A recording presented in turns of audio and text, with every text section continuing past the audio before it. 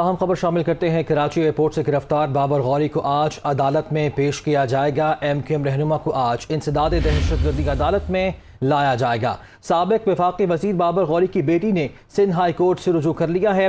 बाबर गौरी की गिरफ्तारी पर तौहीन अदालत की दरख्वास्त भी दायर कर दी गई है, जबकि अदालत ने दरख्वास्त की फौरी समाअत के लिए इस्तदा भी मंजूर कर ली है। गुज़श्ता रात बाबर गौरी को कराची एयरपोर्ट पहुंचने पर गिरफ्तार किया गया था और नामालूम मकाम पर उन्हें मुंतकिल किया गया है तफ्तीश के लिए। इसी हवाले से तफसीलात जानेंगे लियाकत राना से। जी बताइएगा इस हवाले से।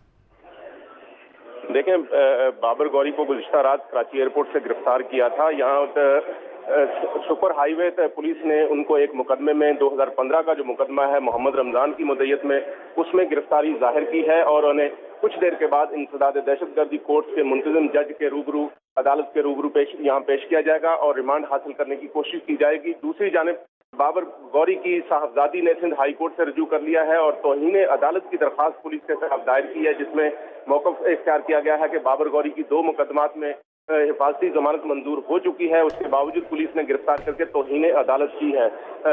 इस दरख्वास्त की समाअत भी कुछ देर के बाद होगी, जबकि यहाँ इंसदाद दहशतगर्दी कोर्ट में बाबर गौरी को रिमांड के लिए पेश किया जाएगा। 2015 का ये मुकदमा है जिसमें फारूक सत्तार, खालिद मकबूल सदीकी, रऊफ सदीकी और दीगर 30 मुल्जमान के नॉमिनेट हैं, जबकि 100 से 200 मुल्जमान नामालूम को रिमांड के लिए पेश किया जाएगा। बहुत शुक्रिया लियाकत राना, आपने अपडेट किया।